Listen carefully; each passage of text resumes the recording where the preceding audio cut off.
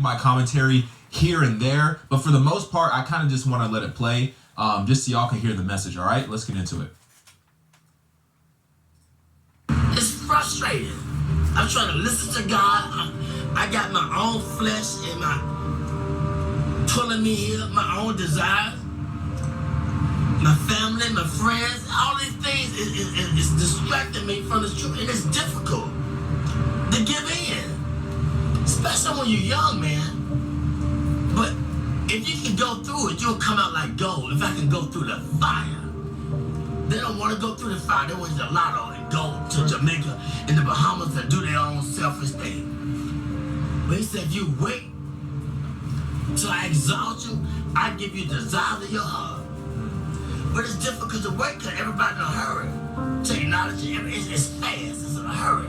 They're angry, they're frustrated, they got time, they're on the cell phone, they want to text message you, y'all in the same car, you gonna text message him, he right there. You know what I'm saying? Everybody in a hurry, I don't know where they going, but when they get there, ooh, they gonna be sorry. The faster you try to get there, that career, that money, and you gonna figure it out that, man.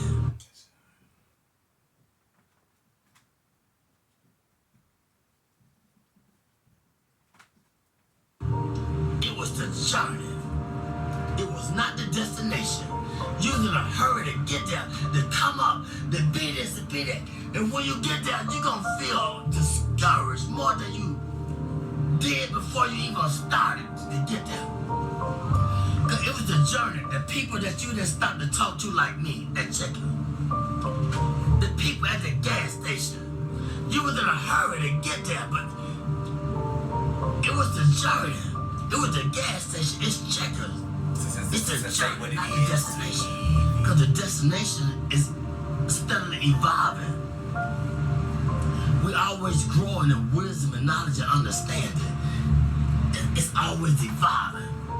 And we can never obtain it because it's steadily, constantly evolving. The more humble you be, then the more you can be fulfilled with the truth. But when you think you got it and you're on your way, then you're going to get less of it because can't nobody talk to you. You can't stop. You're in a hurry. I would say this, it's a man with pushing a basket. This man right here, they grill you now. Don't look at the outside appearance. I've seen him in action. He was pushing a basket. And I was under the bridge. And I was talking to everybody except him. He was the last person I talked to. He said, why didn't you talk to me first?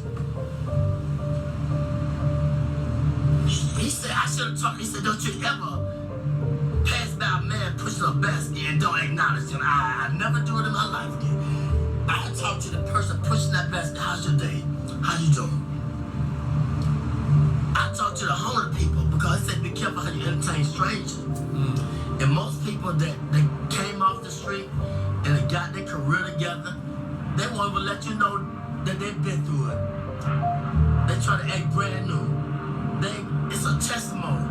What you go through, it's for us to inspire somebody else. It's for me to pull the weak ones up. It's for you to pull the weak ones up. We don't go through this because of our own selfish reasons. We go through this, give them a testimony of how far God has brought me. And it was never about me. I thought about me. Why I'm going through this. He said, back up, man. Who you gonna inspire? Who you gonna tell somebody about the glory and the grace of God if you don't go through it? Get out of yourself. And once I step back, I've been seeing the deep things of God. And so I don't play with it. I don't ask him for a lot. I just say, give me my portion for the day. I don't want a lot of things. Just give me enough that I can deal with.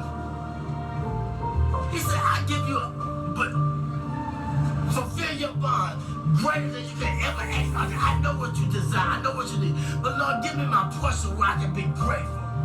Where I can be thankful. They unthankful. They unholy. They ungrateful. They got a job. They don't want the job. They got 40 hours. You can't work on Saturdays. You can't work on Sundays. Now you got 3 days. They always complaining and griping and murmuring. Stop it. He said be grateful with the little things.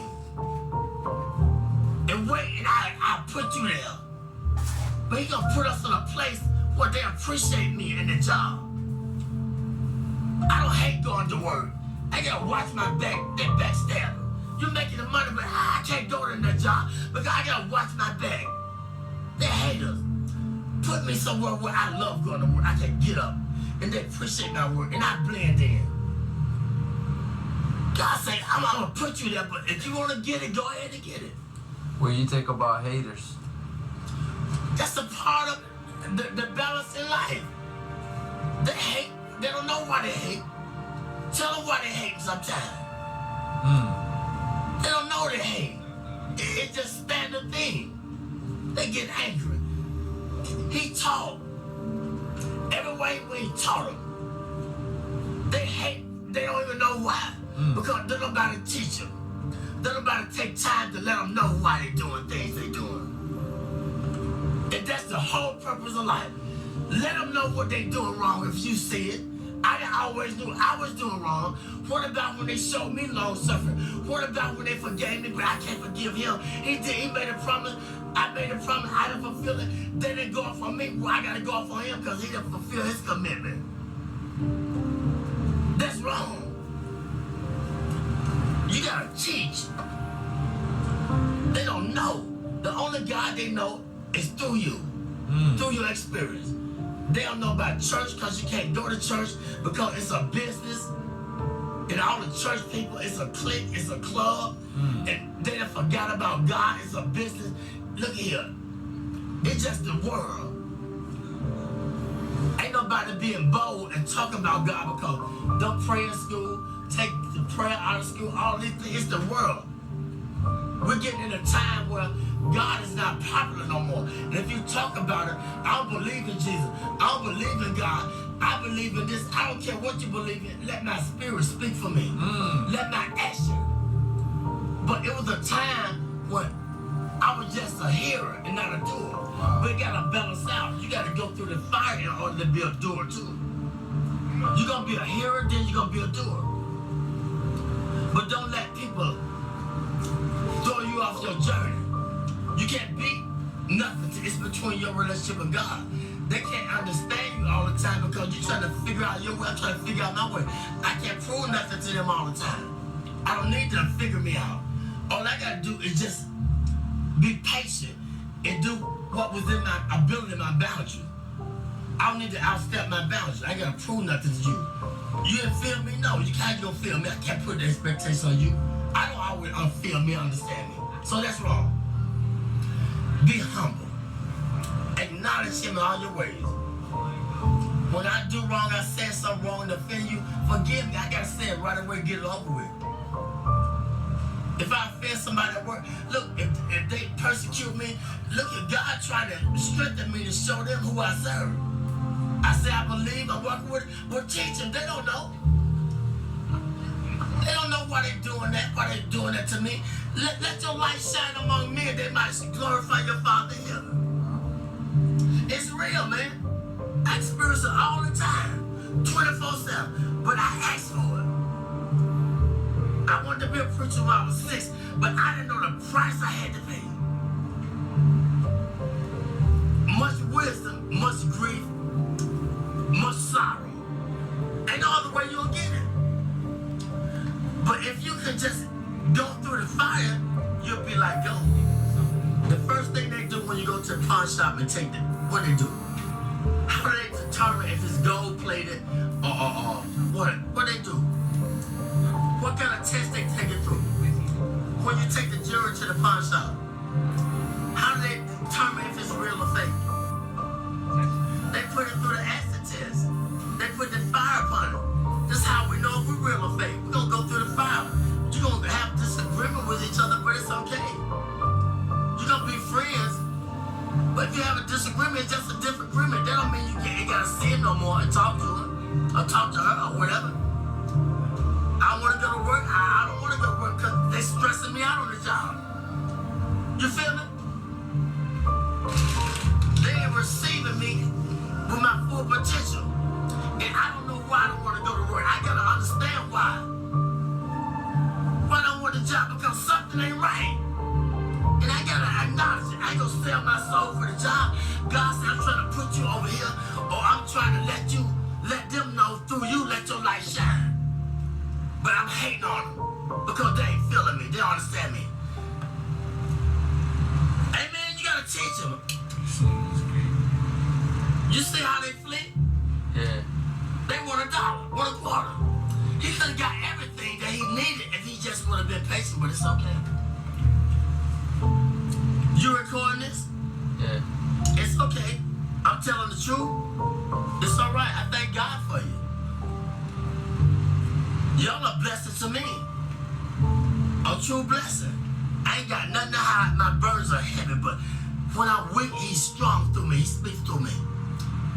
The weaker I get, the more frustrated I get with my life, and I did this, I did that, then the more he speaks through me, the more he takes control of me. That's just where he wants you at. Get frustrated. That's where he gonna speak through you.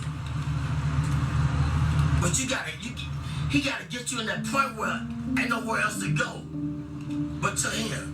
He said, those that I love, I correct them. I chastise them. Solomon was the wisest man that lived. He had everything that man could desire. But one thing God said, leave the foreign women alone. But he couldn't understand why he had a desire for the foreign women. But see, the Lord knew that they were going to turn his heart against him. They were going to make him idol worship and build a God. But he didn't understand it. And I'm going to say this, the preacher, he searched the world out. He said, I want to know